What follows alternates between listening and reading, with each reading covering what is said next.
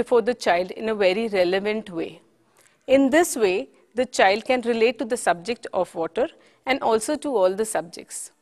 As the classes progress, the level of the themes are made difficult and more subjects added to the same.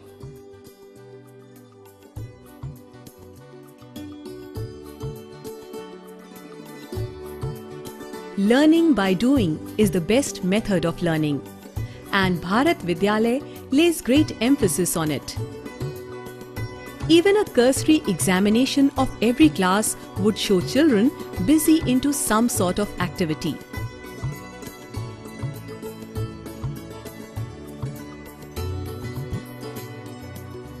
There is not a single dull moment in the day.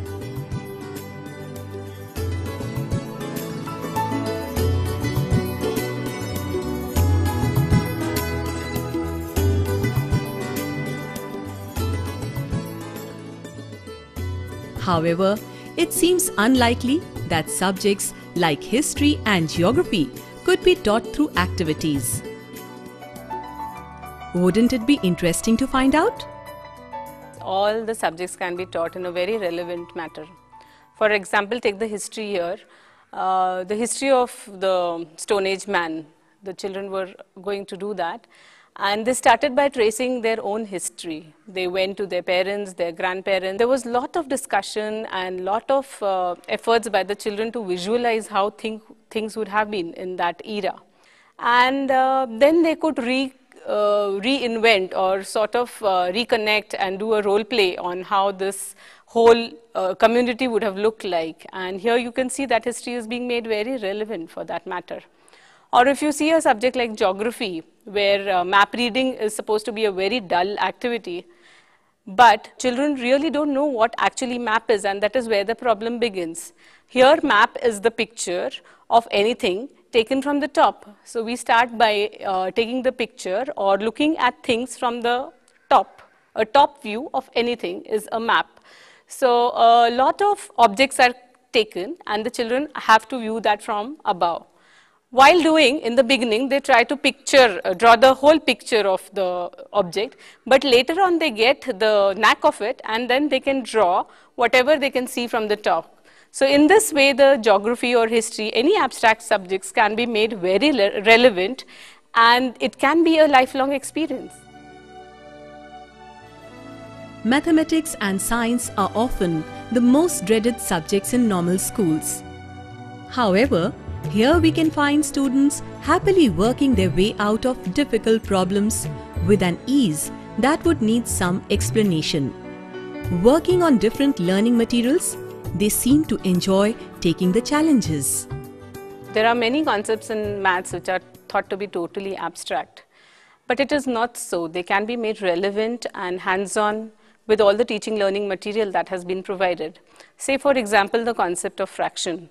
When we actually get down to concrete examples, the children learn the basics of it. Children go through the various activities in a graded manner in the decimal fractions, wherein they know what every decimal point means. What is 1 upon 10, what is 1 upon 100, what is 1 upon 1000, and it becomes very relevant to them. And since that is the basis of the whole higher level or middle school mathematics, it is very necessary at the elementary level to get these right. Also, if you see the area board, the nail area board, you will see that each 4 nails represent 1 square unit of the area. So children work on those areas using rubber bands and make very complex shapes, and the other child has to then find out the area of the unit. Since the child is doing it in the hands-on manner, it is very easy for him to later on move on to the abstract level of area calculations. Similarly, in science, the child is actually shown the practical beforehand, and later on he goes to the hypothesis and he comes to a conclusion of why all this is happening in the way that it is supposed to be. So the child here is doing very higher level thinking and coming to conclusions, which is very relevant for his life later on. Bharat Vidyalaya does not conduct any examinations or encourage any comparison amongst the students. However, the need for some sort of assessment cannot be denied. if not for the students, at least for the sake of evaluating the learning methods. We do really have assessments. We have both. We have assessments of children as well as we have assessments of the teachers also. Teachers are provided the program and we assess how they go along with that program. As far as children are concerned, you see, we observe children while working. For example, sometimes individual activities are provided and we see how child progresses on that. We also see in small groups how children cooperate with others, how children are emotionally bound with other children. We also have bigger groups, and in bigger groups how interaction takes place. All those things are very well observed, periodically observed, and we also keep the complete record of each and every child for the whole year. But one thing, the assessments don't have any purpose of comparing the children with one another. You see, we don't have kind of competitions over here. We give emphasis on cooperation among children, and this cooperative method of learning is the best method as far as our experience goes.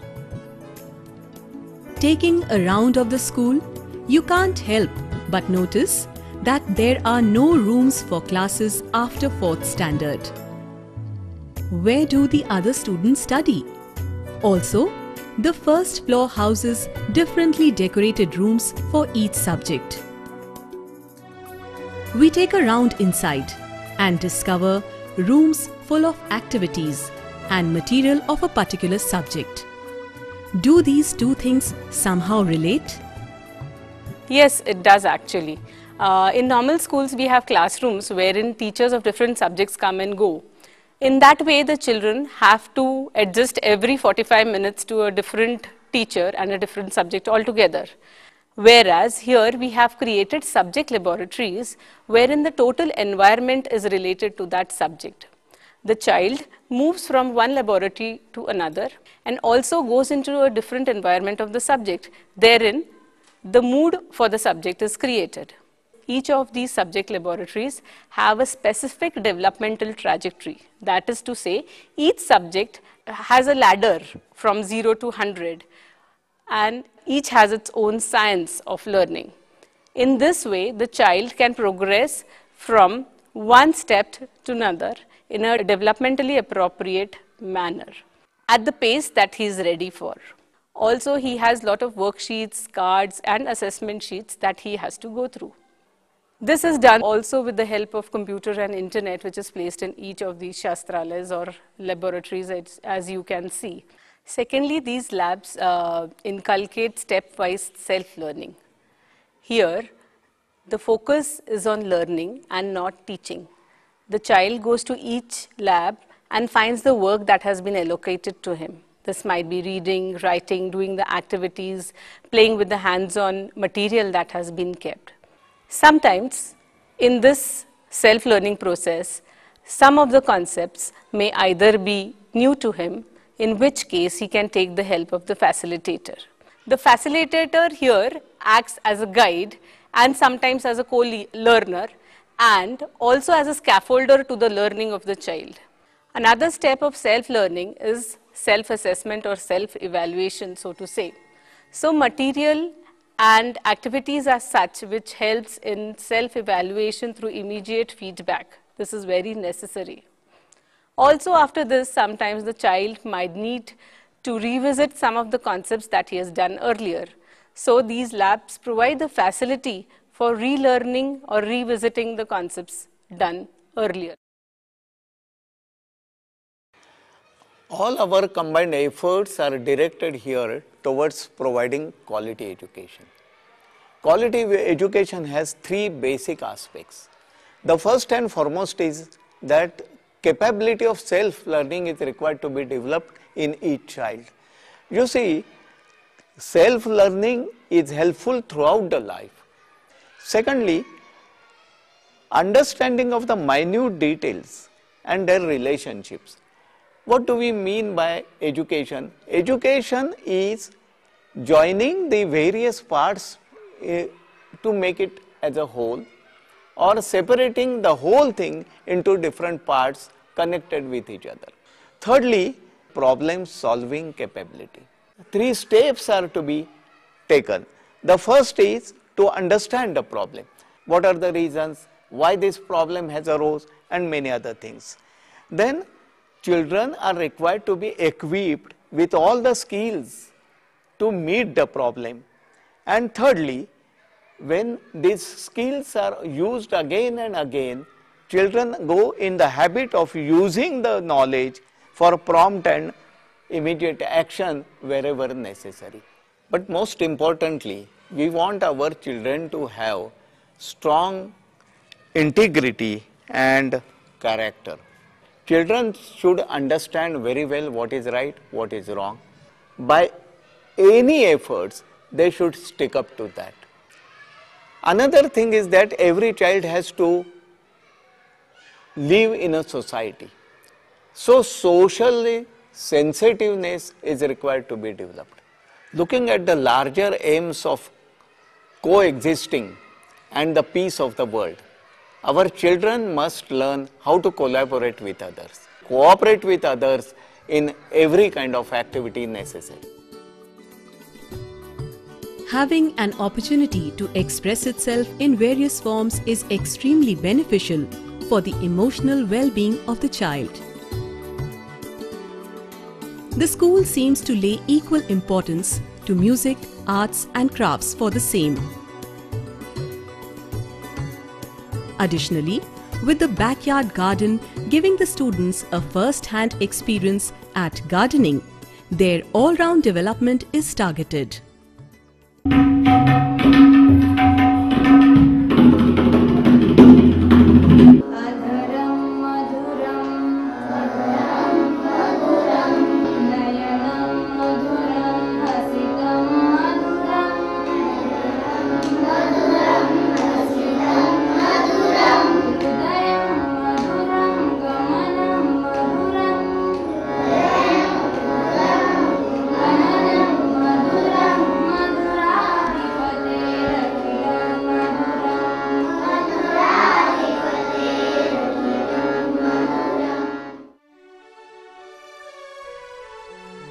Visiting the homes of the students, you are left speechless at the absolute poverty and misery that they live in.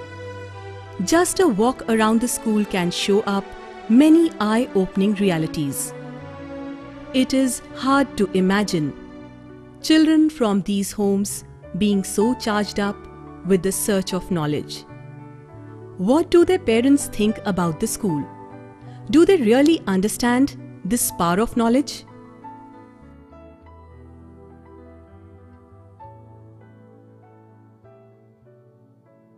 माझ्या मुलाचं नाव मालिनात आहे, भारत विद्यालयात शाळेत आहे, शेषवाडीला आहे.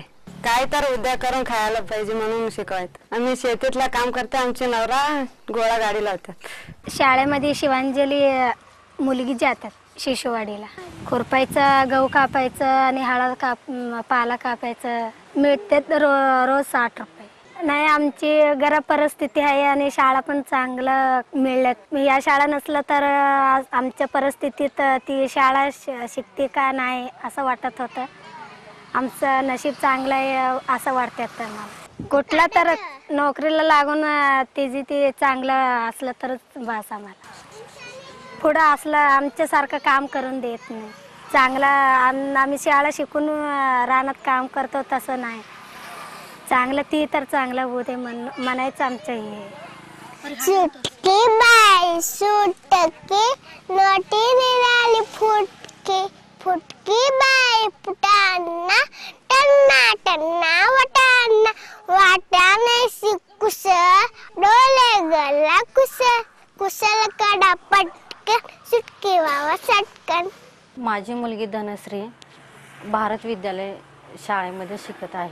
माझ्यापेक्षा माझ्या मुलीला शाळा ही खूप आवडते. शाळेत सगळ्या सोयी आहेत की छोट्या मुलांना खूप खेळणी आहेत, छान खाऊ आहे. बाकीच्या शाळांपेक्षा ही शाळा खूप मोठी आहे. वैशिष्ट्य म्हणजे एकदम उत्तम शिक्षण. शिकवण्याची पद्धतच वेगळी एकदम. एकदा जर सांगितलं ना तर ते डोक्यातच बसणार असं शिक्षण आहे. माझा एक मुलगा इयत्ता पहिलीत शिकतोय, प्रथमेश सुनील अडसूळ. एक मुलगी इयत्ता 5वी शिकते, कीर्ती सुनील अडसूळ. मुलांना म्हणजे घरच्या परिवारासारखं वागणूक दिली जाते शाळेत. खूप खुश असतात मुलं शाळेतून आल्यावर. इथे भारत विद्यालयात माझा मुलगा आहे, इयत्ता 3रीत, शुभम त्याचं नाव आहे.